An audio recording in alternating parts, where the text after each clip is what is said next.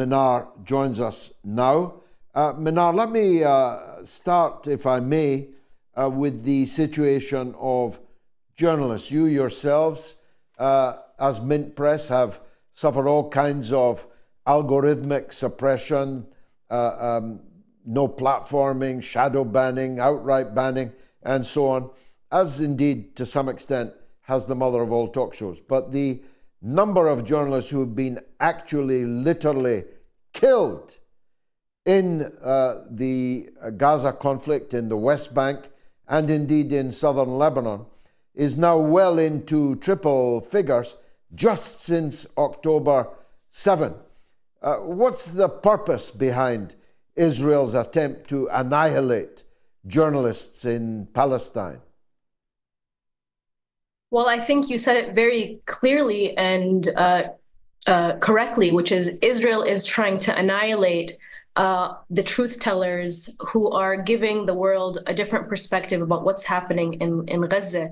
Israel doesn't want the world to see the reality of its genocidal onslaught in Gaza, so it's assassinating the messengers one by one, literally. And this is not just an attack against Palestinians, but an attack against everything democracy stands for. And the United States is handing Israel the very weapons to commit these crimes against humanity. And we have to remember that the United States preaches to the world about democracy and about human rights. In most parts of the world, wearing a flak jacket marked press gives you protection. But right now in Gaza, it may as well be a target, as Israel has turned Gaza into what the United Nations Office for the Coordination of Humanitarian Affairs has called a cemetery for journalists. And you'd think by now, mainstream corporate journalists in the West would talk about the targeting of journalists in Gaza, but they're not. If legacy media outlets like the New York Times or CNN cover journalists being killed in Gaza, they don't even have the basic journalistic integrity to say who killed them, and completely fail to point out that Israel is systematically targeting them. Israel has now killed more journalists in Gaza in 2 months than the US killed in 20 years of war in Vietnam. Israel has already killed at least 110 journalists in Gaza since October 7th, and they're targeting and exterminating them, as you pointed out, for narrative control. Israel is, as you've said, is losing the information war globally. Humanity is siding with Palestinians and their plight for freedom and an end to the genocide, an end to the illegal occupation, an end to the apartheid system. They're demanding their politicians call for a ceasefire. And we're actually seeing journalists like MOATS who has recently been evacuated, but he has amassed more followers, 18.7 million followers on Instagram than subscribers to the New York Times. And that just goes to show that people are really sick and tired of mainstream corporate propaganda, which continuously beats the drums of war and whitewashes Israeli crimes. And so they're turning to these independent journalists in Gaza. And so Israel knows this, and that's why Israel is assassinating them one by one. And often their whole families too, assassinating them in their houses and killing their families along with them. And Motaz has had to flee the country, while from Al Jazeera has had to flee the country for medical treatment. These are heroes of our time. I spoke with a young girl today in Rochdale, a 16-year-old girl for whom Motaz is the Che Guevara. He's the hero of the hour. She's one of the 18.7 million who follow him on Instagram. It is extraordinary how often Israel struggles to lift a huge stone, kills so many people, only to drop that stone on their own feet.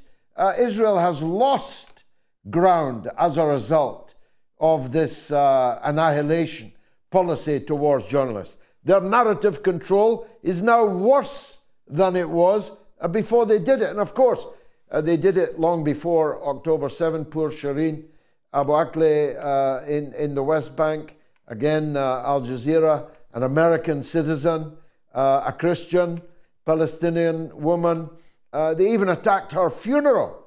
It's blind fury, isn't it? It is. And we have to remember that just a couple of weeks ago, Israel targeted Wa'il Dahdouh before he was evacuated. And they killed his cameraman and they prevented ambulances from reaching him. And they basically just allowed him to bleed to death. And all of these crimes are being broadcasted live on our smartphones for the whole world to watch. It's like watching a horror movie take place, but it's not. It's the daily life of Palestinians. And Israel is continuously destroying its own fake image that it is a beacon of democracy in the Middle East and exposing itself as a murderous, occupying military force. And you'd think that when they murdered Shireen Abu Akleh on live TV, that would have been enough to have woken these so-called Western leaders to say enough is enough. She's an American citizen. And yet they didn't. And then Israel went again to attack. The Israeli military went to attack her funeral. And so it's like Israel's just given a blank check to commit crime after crime. And I guess only time will tell if anything will come out of these ICJ court findings. Yes, indeed. And of course, we here in Britain are holding the world's most important journalist in a dungeon, Julian Assange, and the United States is desperate to get hold of him so they can bury him in a supermax so that we never hear another word from him. All their protestations about freedom and First Amendments and rights and democracy, they're all utterly hollow now, aren't they? They are. And, you know, if we want to look at organizations like the New York Times, and I don't mean to take a jab at the New York Times, but I definitely want to talk about how the New York Times has a very close relationship to the state of Israel. And the New York Times is a Western corporate media outlet that purports to represent the interests of democracy and freedom of speech and our First Amendment. And yet we have to remember that we don't have a mainstream corporate media anymore. We have an extremist media beating the drums of war. So many of the so-called respected legacy media outlets are run by and are employed by people who have direct ties to the state of Israel. And by the way, the New York Times was one of the many media outlets that didn't come out to defend Julian Assange when he was being imprisoned in the UK Belmarsh prison. So they're not going to be first in line to defend Palestinian journalists who are being targeted and assassinated. So the New York Times has direct ties to the state of Israel. Israel lobby groups, and many Washington, D.C. based think tanks that profit from war, like the Atlantic Council. So they are not going to care about their Palestinian journalists, brethren, being targeted. But the New York Times, the so-called paper of record, their bureau in Jerusalem is actually based on a Palestinian home. And they participated in the dispossession of a Palestinian family to build that Jerusalem bureau. And that was the family of Palestinian writer Ghada Karmi, who was a survivor of the Nakba. The Times also often cooperates with Israeli officials by receiving and obeying gag orders from the Israeli government. The New York Times bureau chiefs, Ethan Bronner, Isabel Kirshner, and David Brooks, had their adult children enlisted in the Israeli army while they were actively covering Israel and Palestine for the newspaper. The so-called paper of record, as we like to know it as, has never made any of this information public to its readers, raising serious questions of bias and a conflict of interest. And the New York Times has also a history of firing journalists like Gaza-based photographer Hussam Salem following an intervention from the Israeli lobby group Honest Reporting. And the reason why I bring up the New York Times and I mention it as an example is because for so long, these so-called papers of record, these legacy media outlets, they push this sort of propaganda to uplift Israel as this so-called beacon of democracy in the Middle East. But it's very clear that there's a conflict of interest in the way that they're reporting this. They're actually working directly with the state of Israel. And so it's nearly impossible for Americans to get an understanding, an honest understanding of what is happening on the ground. And so while this is true, we're also seeing a major shift in public opinion where even Democrats are now disassociating themselves with the party because they're seeing that Israel is openly on our smart screens committing genocide with our leaders like Genocide Joe, who purport to represent the interests of human rights and democracy, hand Israel the very bombs to drop on Gaza to commit these crimes. And so our eyes can't unsee what we have seen now. And so that's why we have big tech working directly with the military industrial complex to crack down on this free flow of information so that they can continue to control the narrative. Because right now, I do see that mainstream media and our establishment and the state of Israel are all working around the clock to figure out narrative control at this point.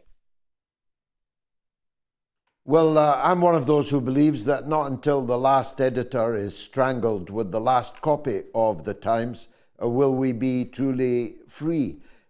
We have the comfort, the consolation of knowing that fewer and fewer people read these publications, fewer and fewer people watch these legacy broadcasters, and more people are turning to outfits like yours and like mine, and I think that's a trend that will continue.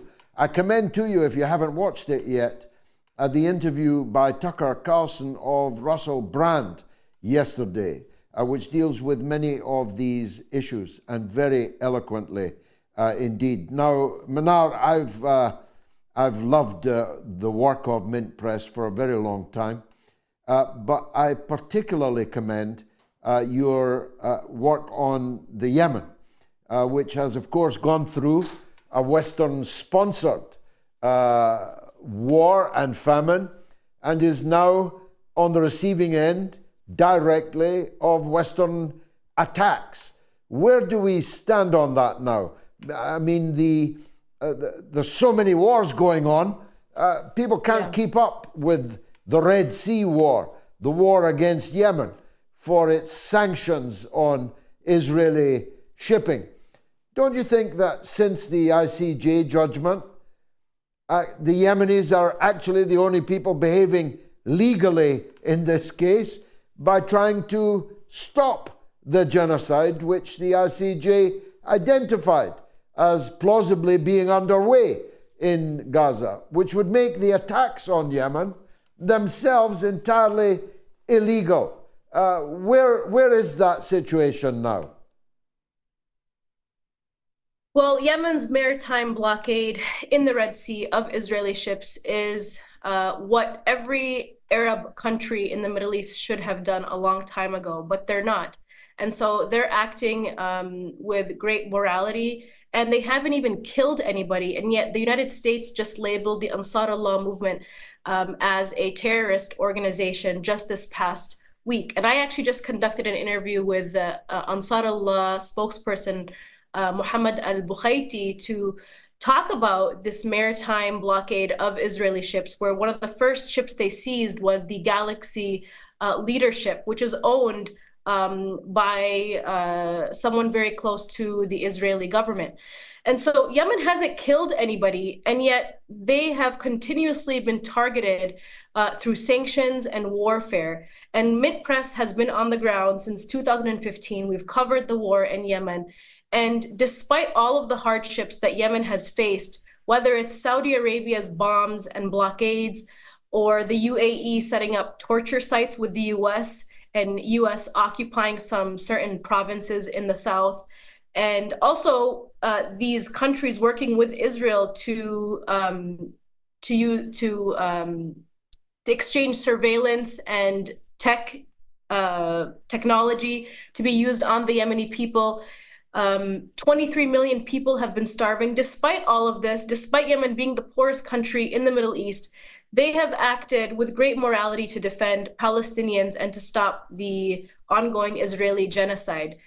And how did the United States reward Saudi Arabia when they were bombing Yemen? They placed them on a key humanitarian seat at the UN at that time when 23 million people were starving. And so we have to ask ourselves, why do we expect any sort of moral or ethical judgment to come from the Western leaders who are backing and supporting Israel's genocide in Gaza when US and British politicians happily supported Saudi Arabia's bombing of Yemen and deliberate starvation of that population, where today they're still paying the ultimate price for that horrific war.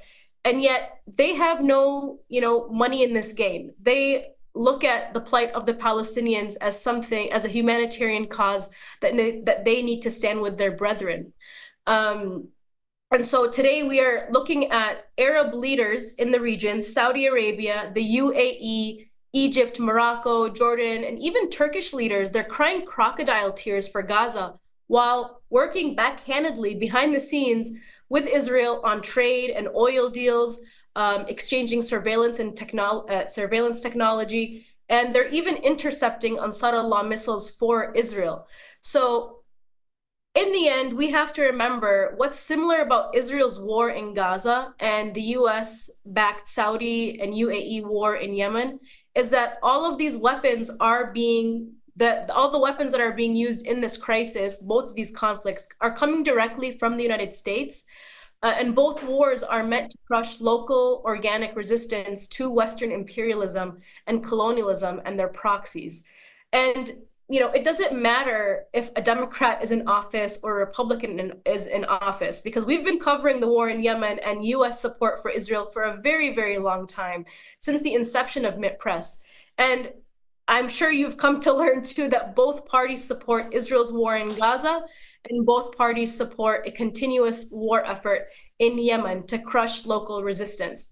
Democrats are really, really good at putting a smile on imperialism, while Republicans, of course, are more blatant in their intentions. But one thing, of course, is certain, and that is that the mask has fallen, and more people are seeing that both Democrats and Republicans are bloodthirsty war parties that only care about their bottom line. And both of these wars have exposed the moral depravity of the international rules-based order. The world has awoken to their hypocrisy, and more people are realizing that what Yemen is doing is actually right, and what the rest of the world, Western world, and supporting Israel's war is morally wrong.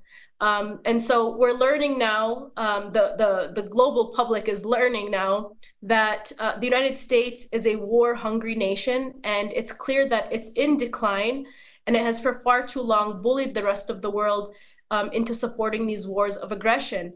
But the mass population is waking up. These conflicts and wars have awoken a sleeping giant, and people are taking to the streets. They're speaking up. They're protesting. They're disrupting political events, and they're making it very clear that enough is enough. And that's all that we can do, is continue to support anti-war voices around the world.